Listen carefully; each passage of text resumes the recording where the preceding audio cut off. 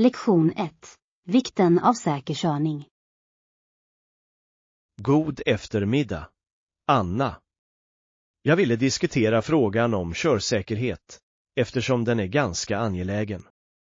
God eftermiddag, John. Det låter viktigt.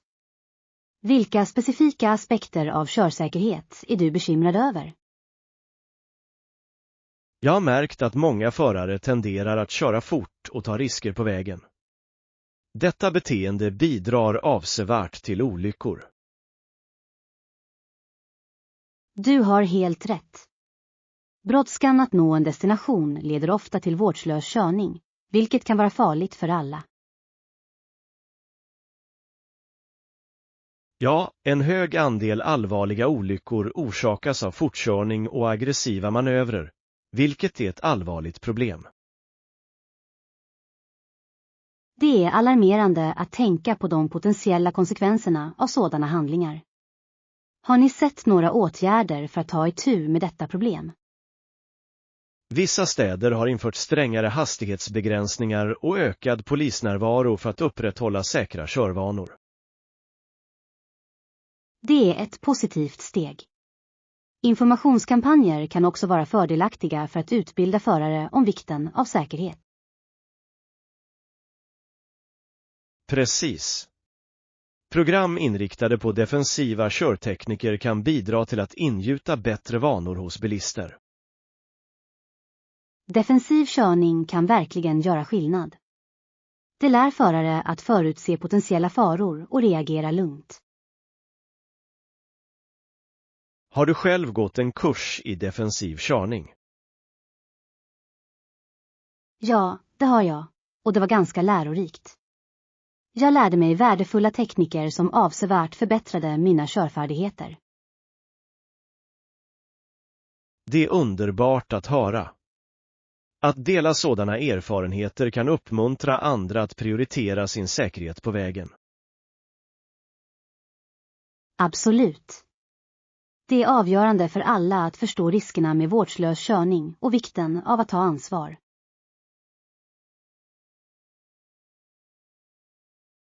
Jag håller med.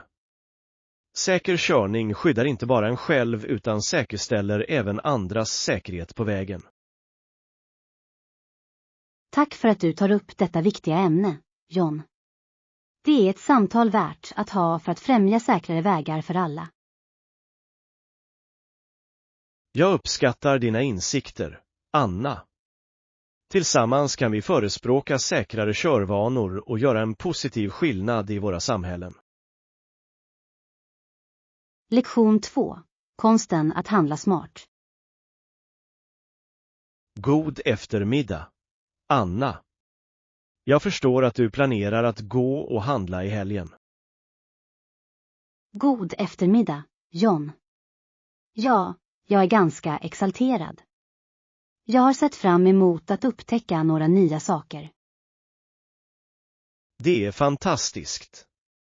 Glöm dock inte att kolla priset också. Det är viktigt att vara medveten om din budget. Du har helt rätt. Det kan vara lätt att ryckas med när man handlar, särskilt när det finns så många tilltalande alternativ. Precis. Det är klokt att föra en lista över vad du behöver. Det kan hjälpa dig att hålla fokus och undvika onödiga köp. Jag håller med. Att ha en lista gör shoppingupplevelsen mer effektiv. Jag vill också se till att allt passar min stil och mina behov. Det är avgörande. Att prova kläder eller kontrollera passformen på plagg kan rädda dig från potentiella besvikelser senare. Definitivt. Jag har gjort det misstaget tidigare, köpt saker som jag senare insåg inte passade ordentligt. Många har upplevt det. Det visar hur viktigt det är att vara tålmodig och noggrann när man handlar. Ja, jag tar mig god tid och noggrant bedömer varje vara. Jag vill göra inköp som jag kommer att gilla länge. Det är ett bra tillvägagångssätt. Dessutom kan du jämföra priser i olika butiker. Detta kan leda till bättre erbjudanden. Det är ett utmärkt förslag. Jag uppskattar alltid ett bra fynd när jag handlar. Många butiker har också lojalitetsprogram eller rabatter för förstagångskunder, vilket kan vara fördelaktigt. Jag ska definitivt kolla upp det också. Att spara pengar när man handlar är alltid en bonus. Jag är glad att vi diskuterade dessa tips, Anna. Shopping kan vara en härlig upplevelse när man gör det klokt. Lektion 3. Erbjuda hjälp och vänskap. God eftermiddag, Anna. Jag ville höra av mig och se om det finns något annat jag kan hjälpa till med idag. God eftermiddag, John. Tack för din omtanke. Jag tror att jag har allt jag behöver just nu. Det var jättekul att höra. Om du någonsin behöver hjälp i framtiden, tveka inte att kontakta oss. Jag uppskattar din villighet att hjälpa till. Det är skönt att veta att jag kan lita på dig. Absolut. Vänner borde alltid stötta varandra. Vi är ju trots allt alla på den här resan tillsammans. Jag håller helt med. Bara vetskapen om att jag har en vän som du gör skillnad. Tack, Anna. Jag uppskattar vår vänskap och de meningsfulla samtal vi har. Jag också. Det är uppfriskande att delta i tankeväckande diskussioner med någon som förstår. På tal om det, jag tänkte att vi kunde planera en aktivitet tillsammans snart. Hur låter det? Det låter underbart. Jag skulle gärna vilja spendera lite kvalitetstid tillsammans. Några idéer? Kanske skulle vi kunna ta en vandring eller besöka ett lokalt galleri. Båda alternativen skulle låta oss utforska och njuta av naturen eller konsten. Jag är exalterad över båda alternativen. Jag tycker alltid att spendera tid utomhus föryngrar min själ. Likaså. Naturen har ett sätt att uppfriska våra sinnen och ge oss klarhet. Absolut. Låt oss slutföra detaljerna snart. Jag ser fram emot vårt äventyr tillsammans. Inga problem. Ta bara med dig själv, så kommer jag att ha jättekul. Vi ses snart, Anna. Lektion 4. Ursprunget till Amerikas nationalparker. God eftermiddag, Anna. Jag upptäckte nyligen några intressanta historiska fakta om Amerikas nationalparker.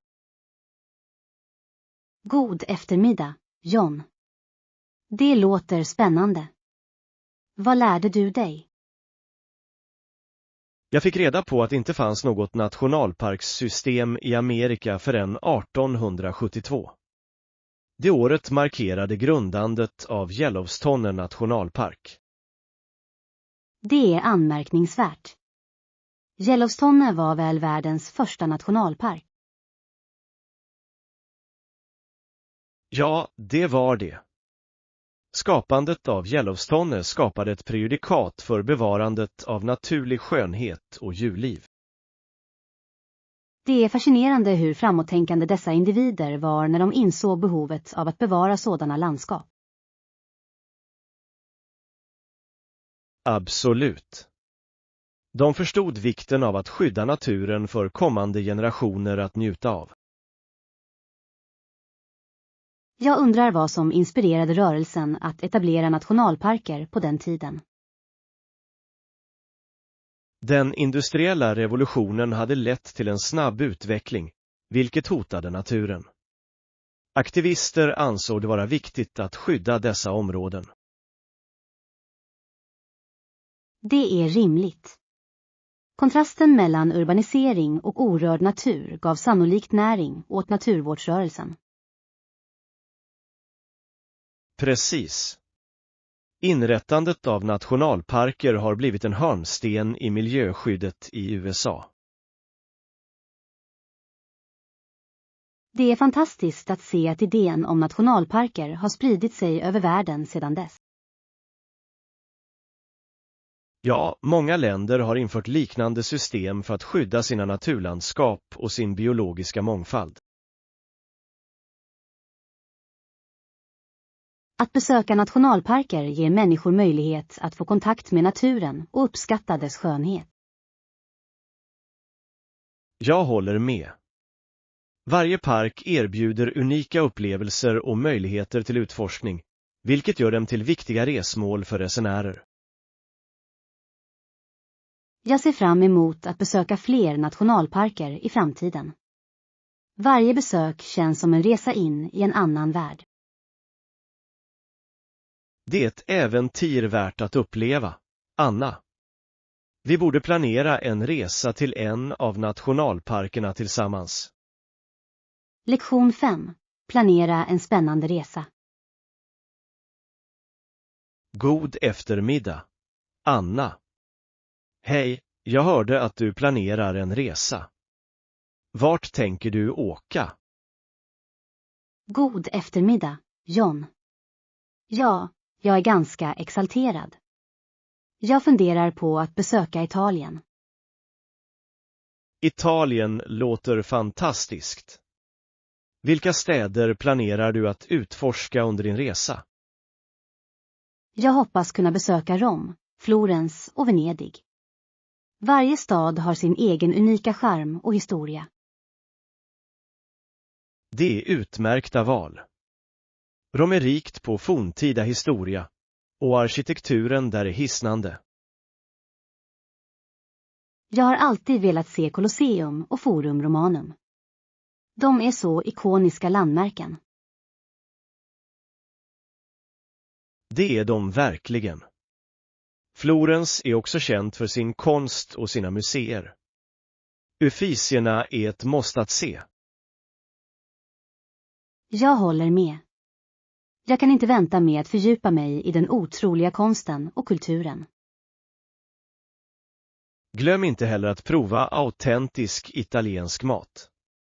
Maten är en viktig del av upplevelsen. Absolut. Jag är särskilt ivrig att prova traditionell pasta och gelato. Du kommer inte att bli besviken. Varje region erbjuder specialiteter som återspeglar dess lokala ingredienser och traditioner. Det gör resan ännu mer spännande. Har du några rekommendationer på aktiviteter medan jag är där? Jag föreslår att du tar en matlagningskurs för att lära dig laga italienska rätter. Det kan vara en rolig och lärorik upplevelse. Det låter som en fantastisk idé. Jag skulle gärna vilja lära mig av lokala kockar. Överväg också att utforska landsbygden. Toscana, till exempel, erbjuder vackra landskap och charmiga vingårdar. Jag har hört fantastiska saker om Toscana. En vinresa skulle vara underbar. Det skulle säkerligen förbättra din resa. Att utforska vingårdarna kommer att skapa oförglömliga minnen. Tack för dina förslag, John. Jag är mer entusiastisk inför min resa nu.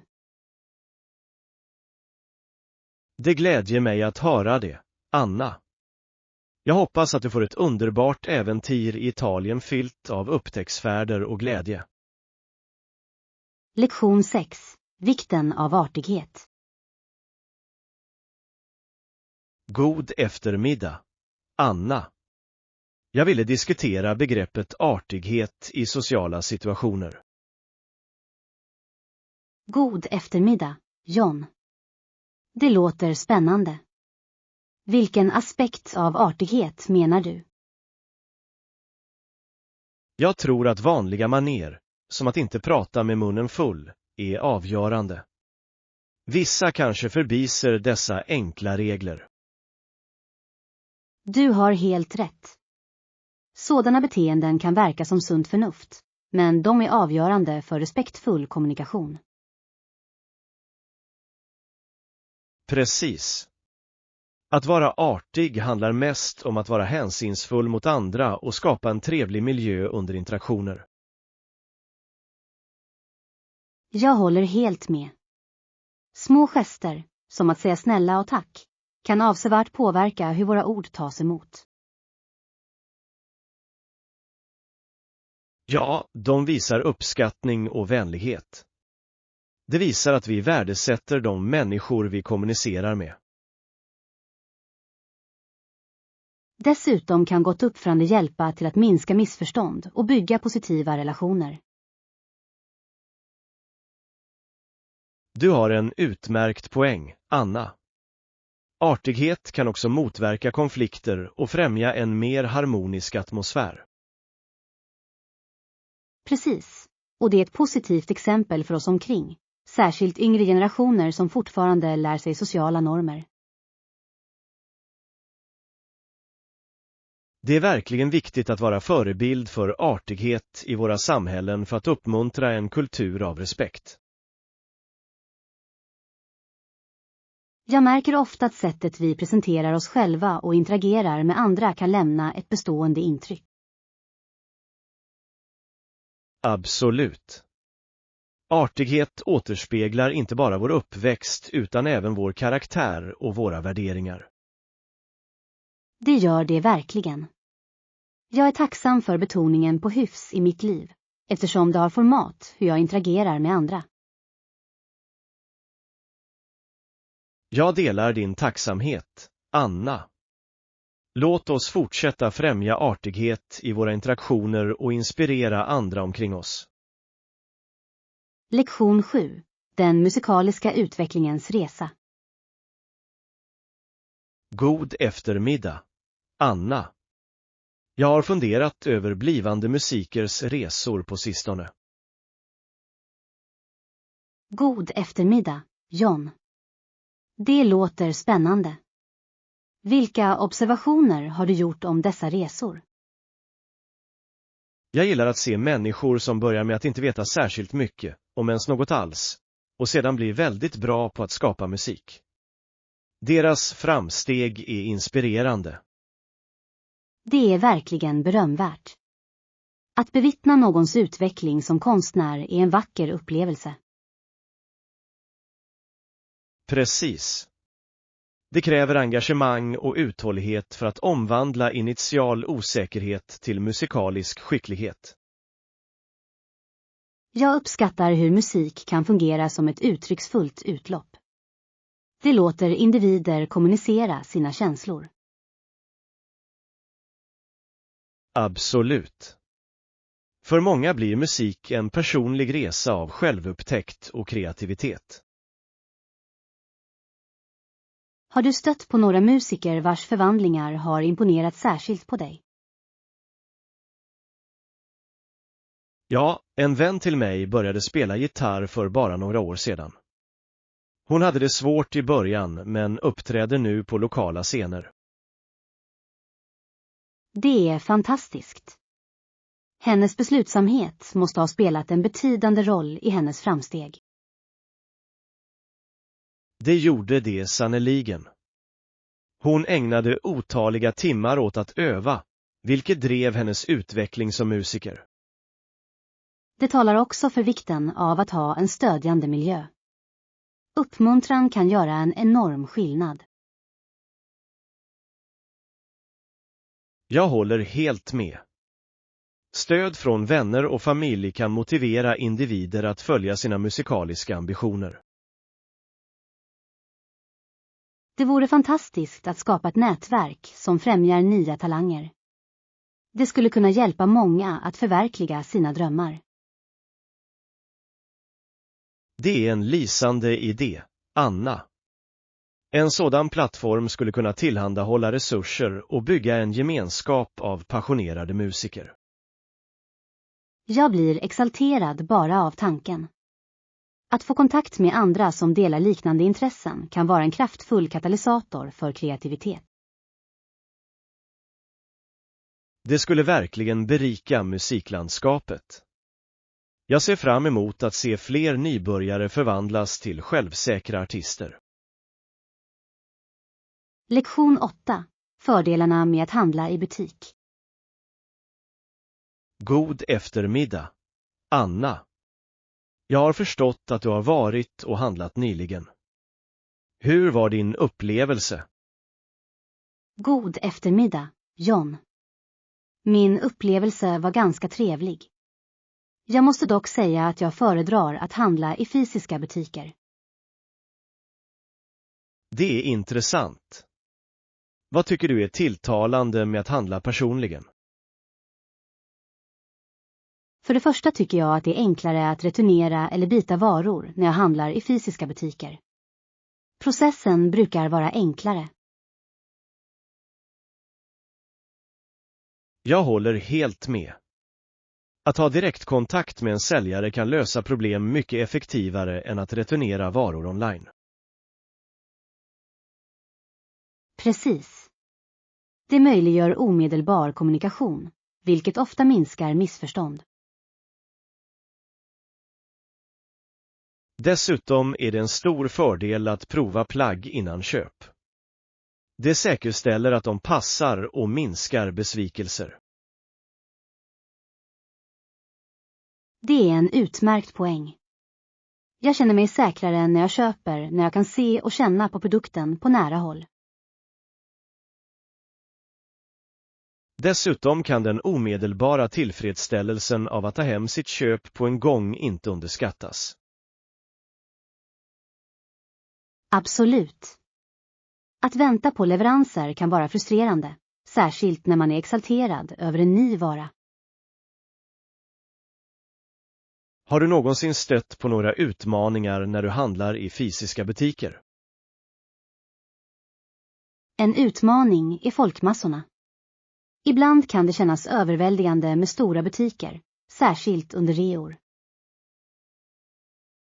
Ja, hektiska shoppingperioder kan vara utmanande. Men jag tror att energin i en livlig butik också kan vara ganska uppfriskande. Det är sant. Atmosfären kan vara livlig och engagerande, vilket gör shoppingupplevelsen trevligare.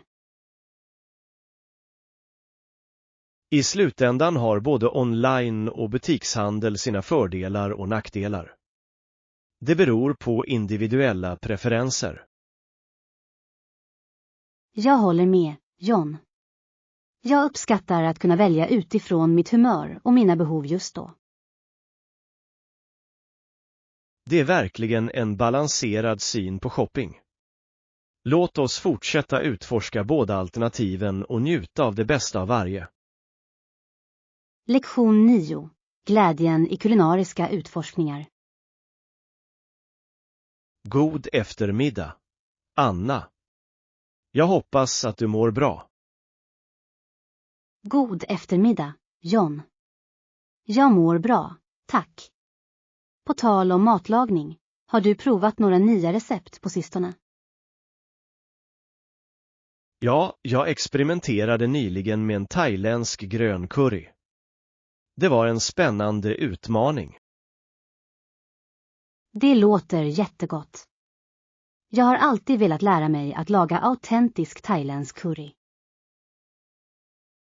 Det är ganska givande. Kombinationen av färska örter och kryddor skapar en otrolig smakprofil. Jag kan tänka mig. Använde du några speciella ingredienser som gjorde att den stack ut? Ja, jag använde färsk basilika, citrongräs och limeblad. Dessa ingredienser lyfter verkligen rätten. De där ingredienserna är underbara. Jag tycker att färska örter kan göra hela skillnaden i matlagning. Absolut. Färska ingredienser förhöjer smaken och gör matlagningen trevligare. Har du funderat på att prova några andra kök i dina kulinariska äventyr? Jag planerar att utforska medelhavsmat härnäst. Utbudet av smaker och rätter är fängslande. Det låter härligt. Medelhavsmat är känd för sina hälsofördelar och livfulla smaker. Ja, jag är särskilt intresserad av att göra hemlagad falafel och tabbouleh. De där rätterna är fantastiska. Jag älskar hur de presenterar färska grönsaker och örter. Matlagning kan verkligen vara ett fantastiskt sätt att få kontakt med olika kulturer genom deras mat. Jag håller med. Varje recept berättar en historia och återspeglar traditionerna från dess ursprung. Jag skulle gärna vilja ha en matlagningssession tillsammans någon gång. Vi kan utforska nya recept och njuta av processen. Det låter jättekul, John. Jag ser fram emot att skapa läckra rätter och dela våra kulinariska upplevelser. Jag är också exalterad, Anna. Att laga mat tillsammans kommer garanterat att bli ett minnesvärt äventyr fyllt med smak. Lektion 10. Kombinera lärande och kreativitet. God eftermiddag, Anna. Jag har hört att du håller på med ett kreativt projekt på sistone. God eftermiddag, John. Ja, jag har experimenterat med dans.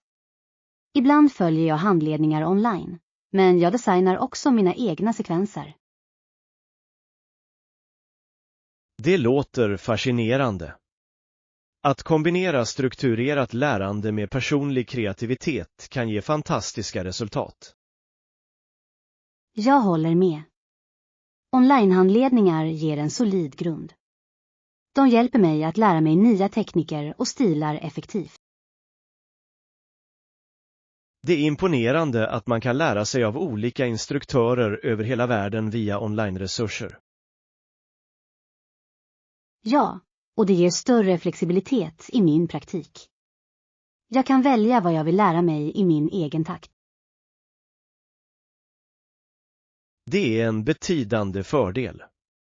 Vilka aspekter uppskattar du mest med att designa dina egna danssekvenser?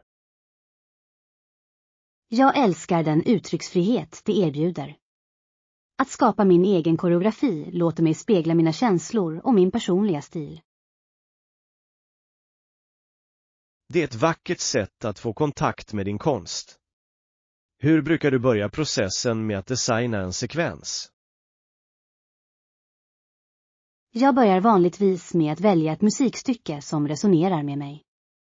Sedan föreställer jag mig de rörelser som stämmer överens med rytmen och stämningen. Det låter som en givande process. Musik förstärker verkligen dansens känslomässiga djup.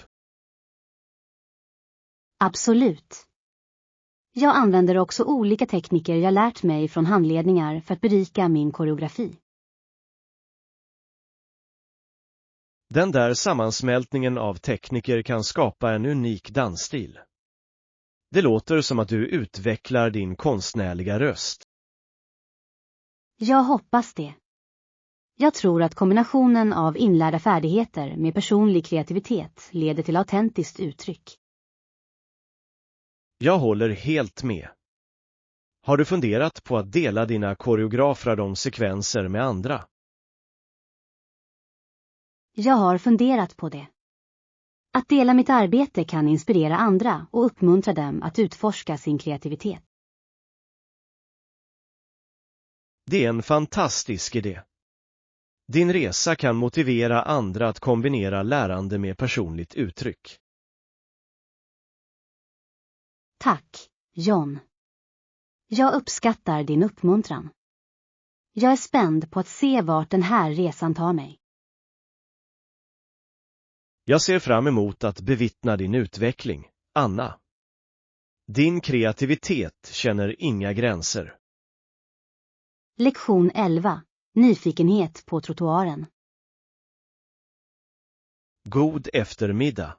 Anna. Jag lade märke till att du stirrade på något på trottoaren. Vad är det där stora som du är nyfiken på? God eftermiddag, John. Jag är inte helt säker på vad det är. Det ser ganska märkligt och malplacerat ut. Det gör det verkligen. Kanske är det en utomhuskonstinstallation eller ett allmännyttigt föremål, som en återvinningsbehållare. Det är en möjlighet. Den verkar dock för stor för en vanlig soptunna.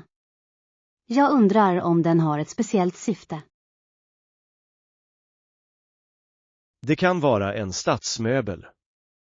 Ibland placerar städer intressanta föremål för att förbättra offentliga utrymmen. Det är rimligt. Sådana installationer kan erbjuda sittplatser eller uppmuntra social interaktion bland fotgängare. Precis. De kan förvandla vanliga trottoarer till livfulla samlingsplatser. Jag uppskattar när städer investerar i konst och kreativitet. Det ger karaktär åt stadsmiljön. Ja, just det. Utrymmen som främjar interaktion leder ofta till starkare band mellan samhället. Jag hoppas att vi kan lära oss mer om det här föremålet. Kanske finns det en plakett eller beskrivning i närheten. Det skulle vara bra. Det kan förklara dess betydelse eller konstnärens avsikt bakom det. Jag är nyfiken på att se om det väcker några intressanta tankar eller samtal bland förbipasserande. Det har sannoliken redan väckt vår uppmärksamhet. Nyfikenhet leder ofta till upptäckt. Ja. Jag tycker om att utforska oväntade element i min omgivning. Det finns alltid något nytt att lära sig. Jag delar din entusiasm. Låt oss undersöka saken närmare och se vilka historier det här föremålet bär på. Lektion 12. Vikten av kundservice. God eftermiddag. Anna. Jag ville prata om kundtjänstens roll i olika företag. God eftermiddag, John. Det låter intressant. Kundservice är verkligen avgörande för alla framgångsrika organisationer. Jag håller helt med. Till exempel, när kunder har frågor eller står inför utmaningar är det viktigt att vi kan ordna så att en medarbetare kan hjälpa dem direkt. Det är en utmärkt poäng. Snabb hjälp kan avsevärt öka kundnöjdheten och lojaliteten. Precis. Kunder uppskattar snabba svar på sina förfrågningar. Det får dem att känna sig värdefulla och respekterade. Jag har märkt att företag som prioriterar kundservice tenderar att ha bättre rykte och högre kundlojalitet. Ja, det gör det. Dessutom kan välutbildad personal åtgärda potentiella problem innan de eskalerar till större problem. Det är en viktig aspekt. Att ge medarbetarna rätt verktyg och kunskap säkerställer att de effektivt kan hjälpa kunderna. Har du någonsin upplevt exceptionell kundservice som gjort ett bestående intryck på dig? Ja, jag besökte en gång en restaurang där personalen var otroligt uppmärksam. De förutsåg mina behov och gav rekommendationer utan att vara påträngande. Det låter fantastiskt. Det visar verkligen vilken effekt genuin gästfrihet har. Det gör det. Sådana upplevelser kan förvandla ett rutinbesök till ett minnesvärt sådant. Jag strävar efter att efterlikna den servicenivån i mitt arbete. Det är givande att göra en positiv skillnad i någons dag. Jag beundrar den inställningen. Att fokusera på kundupplevelsen borde vara en prioritet för alla företag. Absolut. Kontinuerlig förbättring av kundservicen kommer att leda till långsiktig framgång och kundlojalitet. Tack för denna givande diskussion, John. Jag tror att vi kan inspirera andra att anamma exceptionell kundservice. Jag uppskattar din entusiasm, Anna. Tillsammans kan vi främja de värderingar som verkligen förbättrar kundupplevelsen. Lektion 13. Ett minnesvärt möte på förskolan. God eftermiddag, Anna. Jag hörde att du nyligen var på ett möte på ditt barns förskola. God eftermiddag, John. Ja, det gjorde jag. Min mamma pratade med förskoleläraren under mötet och jag måste säga att läraren var väldigt trevlig. Det är underbart att höra. En positiv relation med lärare kan gynna barns tidiga utbildning i hög grad. Absolut. Läraren har ett så varmt bemötande. Hon skapade en välkomnande atmosfär som fick alla att känna sig bekväma. Det är viktigt för små barn. Att känna sig bekväma uppmuntrar dem att engagera sig och delta aktivt. Jag lade märke till att läraren under mötet tog sig tid att noggrant besvara alla föräldrars frågor. Det var imponerande. Det låter som att hon verkligen bryr sig om sina elever och deras familjer. Den nivån av engagemang kan ha en bestående inverkan. Det gör det verkligen. Min mamma uppskattade lärarens villighet att dela med sig av sina insikter om barnens framsteg. Öppen kommunikation är avgörande för att främja en stödjande utbildningsmiljö. Det bidrar till att bygga förtroende mellan lärare och föräldrar. Jag håller med. Min mamma kände sig trygg i vetskapen om att hennes bekymmer blev hörda och värdesatta. Det är fantastiskt att ha en lärare som prioriterar att bygga relationer med både elever och deras familjer. Ja, jag tror att samarbete mellan föräldrar och lärare leder till bättre lärandeupplevelser för barn. Jag håller helt med. Det verkar som att ditt barns förskola har fått en utmärkt start. Tack, John. Jag hoppas att den här positiva miljön kommer att uppmuntra mitt barn att blomstra.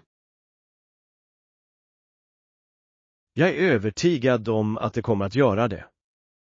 Stödjande lärare spelar en avgörande roll i att forma unga sinnen för en ljus framtid. Lektion 14. Upptäck din personliga stil när du handlar. God eftermiddag, Anna. Jag hörde att du var och handlade nyligen. God eftermiddag, John. Ja, det gjorde jag. Det var en riktigt trevlig upplevelse. Det glädjer mig att höra. Hade du någon särskild stil i åtanke när du handlade? Absolut. Jag letade efter en blandning av vardagliga och eleganta plagg. Jag ville ha något mångsidigt för olika tillfällen. Det låter som ett smart tillvägagångssätt. Mångsidighet kan förbättra en garderob avsevärt. Ja, visst. Jag försöker skapa en kollektion av kläder som smidigt kan övergå från dag till kväll. Det är en fantastisk idé. Hur gick du tillväga när du valde ut sakerna? Jag fokuserade på neutrala färger för basplaggen, som enkelt kan kombineras med djärvare accessoarer. Det är helt logiskt. Accessoarer kan verkligen lyfta en enkel outfit och visa upp personlig stil. Precis. Jag var också uppmärksam på tygernas kvalitet. Komfort är lika viktigt som stil. Jag håller helt med. Att investera i kvalitetsplagg kan göra stor skillnad för hur man mår under dagen. Har du någonsin upplevt att du hittat ett perfekt plagg som matchade din stil? Ja, jag hittade en gång en skräddarsydd jacka som kompletterade många av mina outfits. Den blev ett stapelvara i min garderob. Det är fantastiskt. Att hitta så mångsidiga saker är alltid givande. Det är det verkligen. Det är viktigt att identifiera plagg som passar din personliga stil. Jag anser att personlig stil ska återspegla ens personlighet och självförtroende. Absolut. Anna. Att omfamna din individualitet genom moden kan inspirera andra att också uttrycka sig. Tack för detta trevliga samtal, John. Det har inspirerat mig att fortsätta utforska min stil ytterligare. Det glädjer mig att höra det, Anna. Din unika stilresa kommer utan tvekan att leda till spännande upptäckter. Lektion 15. Lektioner i mod. God eftermiddag, Anna. Jag hörde nyligen att du hade en inspirerande upplevelse med en ung flicka som heter Amy. God eftermiddag, John. Ja, den dagen var verkligen fantastisk. Jag lärde mig mycket av Amy. Hon visade otrolig motståndskraft. Det låter djupt. Vad var det med hennes handlingar som gjorde ett sådant intryck på dig? Jag såg en modig flicka som inte gav upp trots utmaningar.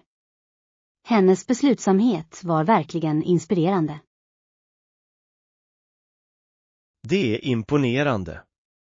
Vilka specifika utmaningar mötte hon? Amy försökte bemästra en svår färdighet i sin danslektion.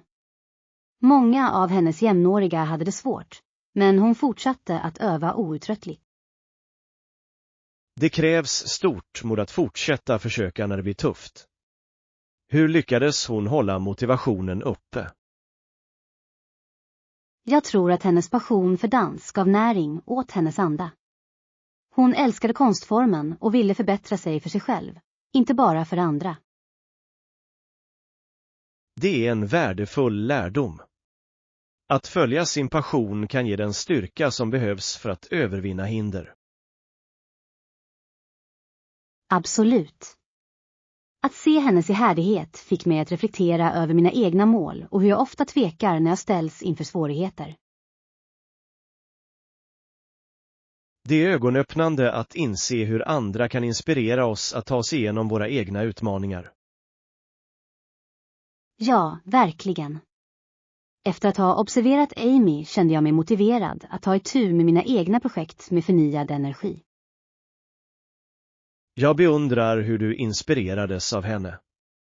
Det visar att mod kan ta sig många uttryck. Tack, John. Jag tycker det är viktigt att dela sådana berättelser om mod för att uppmuntra andra. Jag håller helt med, Anna. Effekten av en persons mod kan påverka många andra och utlösa en inspirationskedja.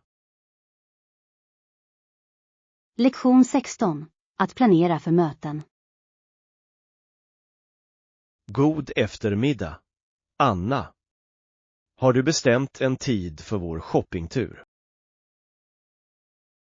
God eftermiddag, John. Ja, jag tänkte på runt klockan 15:00. Stämmer det för dig? Det låter perfekt. Jag föredrar att träffas på eftermiddagen. Det ger oss gott om tid att utforska butikerna. Jag håller med. Att träffas på eftermiddagen gör att vi kan njuta av vår tid utan att känna oss stressade. Dessutom är köpcentret vanligtvis mindre trångt vid den tiden, vilket gör det lättare att handla bekvämt. Det är en utmärkt poäng. Jag märker ofta att jag kan fokusera bättre när det finns färre distraktioner. Precis. Jag ser fram emot att kolla in nyheterna i våra favoritbutiker. Jag med. Jag har hört att det finns några spännande nya kollektioner. Det ska bli intressant att se vad de erbjuder. Jag hoppas också kunna hitta några saker till min kommande resa. Det ska bli kul att ha lite nya saker. Det låter som en jättebra idé. Vi kan hjälpas åt att välja ut plagg som passar våra stilar. Att ha en shoppingkompis gör verkligen upplevelsen mycket trevligare och mer produktiv. Jag ser fram emot att dela våra åsikter och hitta unika verk tillsammans. Likaså, Anna. Låt oss också överväga att ta ett mellanmål medan vi handlar. Det finns många läckra alternativ i köpcentret. Det är ett utmärkt förslag. Ett mellanmål kommer att hålla oss energiska inför vårt shoppingäventyr. Perfekt. Vi ses på köpcentret klockan 15:00. Jag ser fram emot vår dag ute. Lektion 17. En konversation om val. God eftermiddag, Anna. Jag förstår att du har funderat över dina preferenser för sociala sammankomster. God eftermiddag, John. Ja, jag har funderat på vad jag ska njuta av under dessa evenemang. Jag röker inte, men kanske en flaska alkohol skulle vara trevligt. Det låter rimligt. Många tycker att en måttlig mängd alkohol kan förbättra sociala upplevelser. Absolut. Det kan skapa en avslappnad atmosfär, särskilt när man delar berättelser med vänner. Jag håller med. Det är dock viktigt att välja klokt och dricka ansvarsfullt, eftersom måttlighet är nyckeln. Visst. Jag tycker om smaken av vissa viner eller cocktails, men jag förstår att det finns begränsningar att ta hänsyn till. Precis. Att vara medveten om sin konsumtion säkerställer att kvällen förblir trevlig och trygg. Ett annat alternativ kan vara att utforska alkoholfria drycker. Det finns många läckra mocktails tillgängliga nu för tiden. Det är en utmärkt poäng. Alkoholfria drycker kan vara lika uppfriskande och erbjuda unika smaker. Ja, jag uppskattar att det finns alternativ för dem som föredrar att inte dricka alkohol. Det är fantastiskt att samhället blir mer inkluderande genom att erbjuda en mängd olika dryckesalternativ. Jag tror att det gör att alla kan känna sig bekväma, oavsett deras preferenser. Absolut. Umgänge borde handla om kontakt och njutning, inte om vad man dricker. Jag är glad att vi diskuterade det här ämnet. Det har uppmuntrat mig att tänka mer kritiskt kring mina val. Det glädjer mig att höra det, Anna. Att välja rätt dryck kan bidra till en positiv upplevelse för alla inblandade. Lektion 18. Förbättra kreativiteten med dekoration. God eftermiddag, Anna. Jag hörde att du jobbar med ett kreativt projekt. God eftermiddag, John. Ja, det är jag. Jag bestämde mig nyligen för att inreda mitt vardagsrum för att göra det mer inbjudande. Det låter härligt. Det är en smart idé. Har du lagt till några dekorativa element för att förhöja stämningen? Det gjorde jag. Jag använde olika dekorativa föremål, som färgglada kuddar och väggkonst, för att skapa en varm atmosfär. Det är fantastiska val. Färgglada kuddar kan ge en livfull touch och göra ett utrymme mer bekvämt. Absolut. Jag hängde också upp ljusslingor för att skapa en mysig och förtrollande effekt på kvällarna. Ljusslingor är ett fint tillskott. De kan förvandla ett enkelt rum till en magisk tillflyktsort. Jag håller med. Jag tog också in några krukväxter för att ge det en touch av naturen.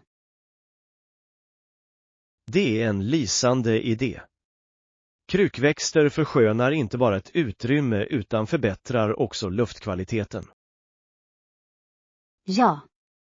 Jag tycker att grönskan bidrar till att skapa en lugnande miljö, vilket är viktigt för avkoppling.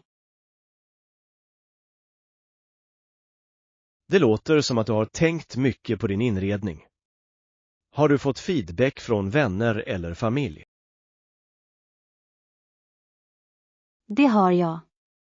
Alla verkar uppskatta förändringarna och det har gett upphov till intressanta samtal under besöken. Det är fantastiskt.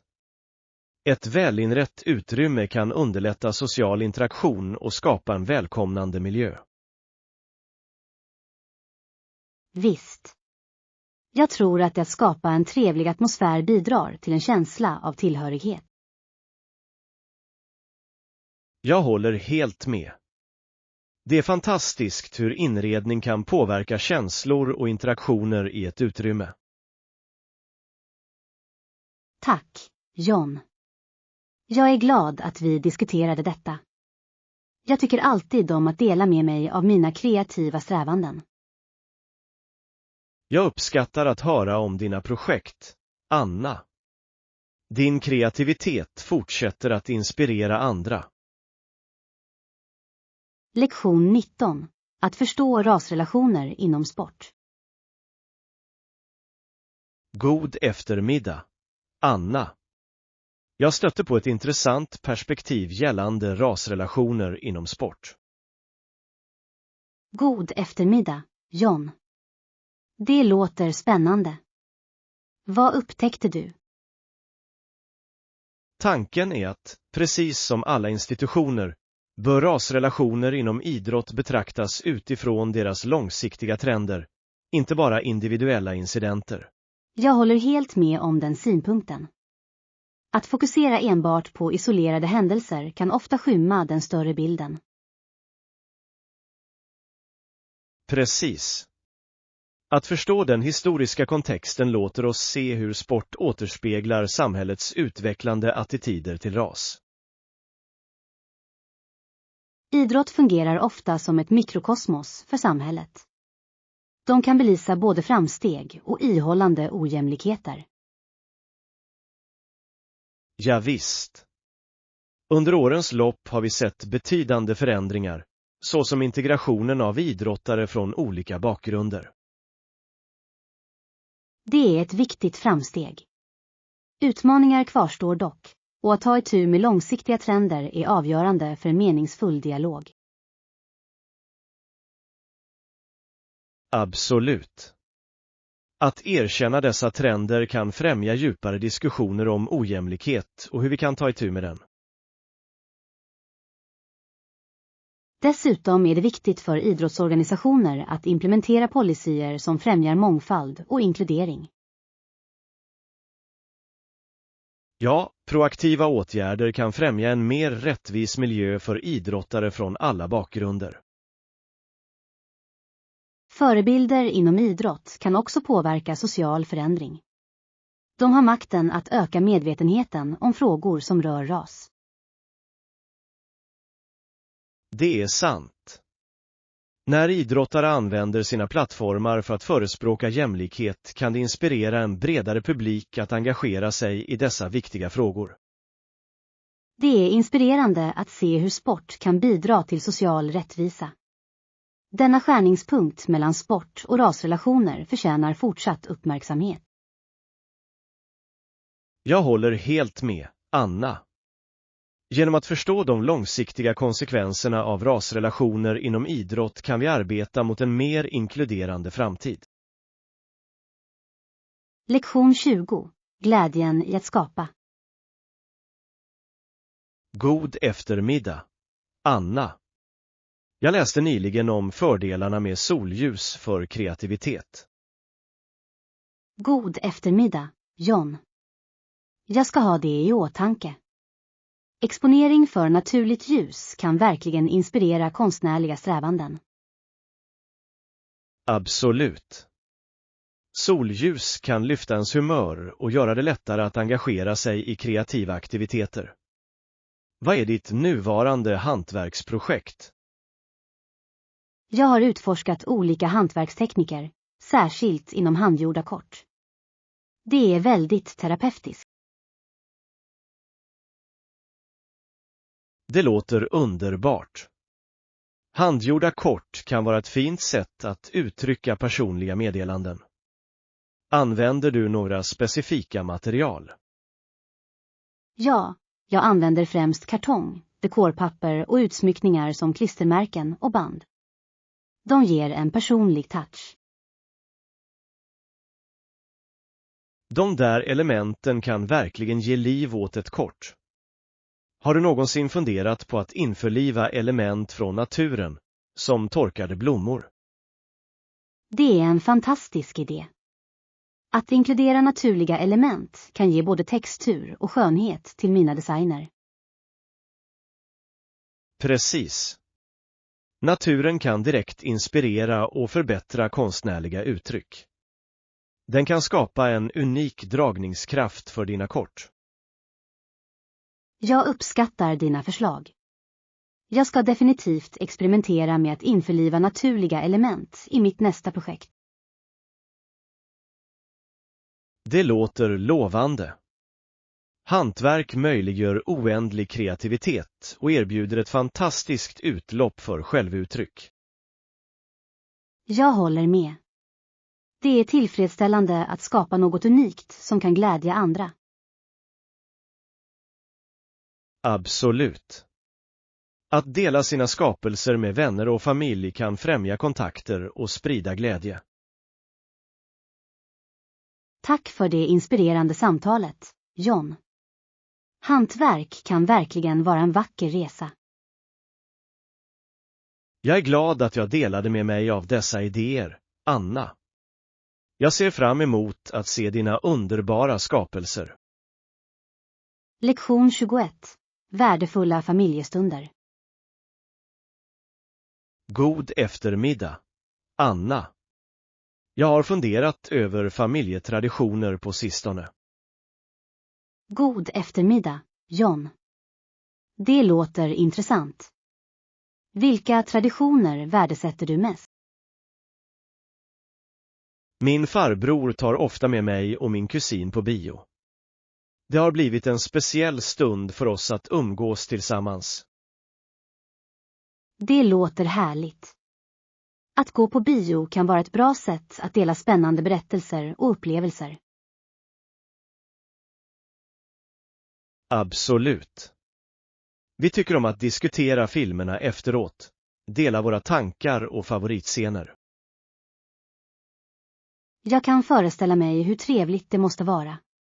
Jag har en annan tradition. Jag gillar att ta med mina morföräldrar på promenader. Det är ett underbart sätt att få kontakt med dem. Promenader möjliggör meningsfulla samtal samtidigt som man njuter av naturen. Precis. De älskar att dela med sig av historier från sin barndom, vilket jag tycker är fascinerande. De berättelserna är ofta fyllda med värdefulla livsläxor. Det är underbart att du har möjlighet att lära av deras erfarenheter. Ja, jag uppskattar varje ögonblick jag tillbringar med dem. Deras visdom har format mitt perspektiv på livet. Det låter som att båda våra familjetraditioner handlar om att skapa bestående minnen. Det är det som gör dem speciella. Jag håller helt med. Att uppskatta dessa stunder stärker våra familjeband. Det är viktigt att fortsätta vårda dessa kontakter, särskilt i våra hektiska liv. Definitivt. Att ta sig tid för familjen är viktigt, och det berikar våra liv på många sätt. Tack för att du delar med dig av dina traditioner, Anna. De påminner mig om vikten av familj och glädjen i att umgås. Lektion 22. Omfamna en hälsosammare livsstil. God eftermiddag, Anna. Jag hörde att du har gjort några förändringar i din kost nyligen. God eftermiddag, John. Ja, det har jag. Jag har försökt minska på processad mat och äta mer frukt och grönsaker. Det låter som en positiv förändring. Att införliva mer obearbetad mat kan förbättra den allmänna hälsan avsevärt. Absolut. Jag har märkt att jag känner mig mer energisk sedan jag gjorde dessa justeringar. Det var kul att höra. Vilka frukter och grönsaker har du njutit mest av? Jag har ätit mycket bär och bladgrönsaker. De är både näringsrika och mångsidiga i olika rätter. Bär är fantastiska. De är fulla av antioxidanter och kan enkelt tillsättas i smoothies eller yoghurt. Ja, jag älskar att göra smoothies med spenat och bär. Det är ett utsökt sätt att äta hälsosamma ingredienser. Det låter uppfriskande. Har du utforskat några nya recept som lyfter fram dina hälsosammare val? Jag provade nyligen en quinoa-sallad med blandade grönsaker. Den var inte bara hälsosam utan också väldigt mättande. Quinoa är en utmärkt proteinkälla. Det är imponerande hur näringsrika måltider kan vara både mättande och smakrika. Jag håller med. Jag upptäcker att matlagning med färska ingredienser kan väcka kreativiteten i köket. Det är det fina med matlagning. Att experimentera med olika kombinationer kan leda till härliga överraskningar. Precis. Jag känner mig motiverad att fortsätta den här resan mot en hälsosammare livsstil. Jag beundrar ditt engagemang, Anna. Att göra dessa förändringar kommer att gynna dig i längden. Tack, John. Jag uppskattar uppmuntran. Det är lättare att hålla fast vid mina mål när jag delar dem med andra. Jag förstår helt och hållet. Tillsammans kan vi inspirera och stötta varandra på vår resa mot bättre hälsa. Lektion 23. Felsökning tillsammans. God eftermiddag, Anna. Jag hörde att du har problem med din elektroniska enhet. God eftermiddag, John. Ja, ingenting händer när jag försöker slå på den. Det är ganska frustrerande. Jag förstår hur irriterande det kan vara. Har du kontrollerat batteriet? Ibland är det den enklaste lösningen. Jag I har have not inte checked the kontrollerat battery yet. batteriet än. That is a good Det är idea. en bra Maybe idé. it is Det completely kanske är drained. helt urladdat. Det är värt att undersöka. Om batteriet är dött kan ett byte av det lösa problemet snabbt. Det ska jag göra direkt. Tack för ditt hjälpsamma förslag. Varsågod. Om batteriet inte är problemet kan det finnas andra faktorer som spelar in, till exempel en felaktig laddare. Ja, jag ska kolla upp det också. Jag har märkt att laddaren ibland känns lös. Det kan säkert påverka laddningsprocessen. En lös anslutning kan hindra enheten från att få ström. Jag uppskattar dina insikter, John. Det är alltid bra att ha en andra åsikt vid felsökning. Jag hjälper gärna till. Vi glömmer ofta enkla lösningar i frustrationens hetta. Du har rätt.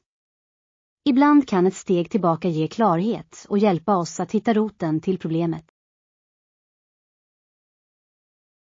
Absolut. Om problemet kvarstår efter att du har kontrollerat batteriet och laddaren kan du behöva kontakta en tekniker. Jag hoppas att det inte blir så. Jag uppskattar dock ert stöd. Det gör det mindre skrämmande att ta itu med tekniska problem. Jag finns alltid här för att hjälpa till, Anna. Tillsammans kan vi felsöka och övervinna alla utmaningar.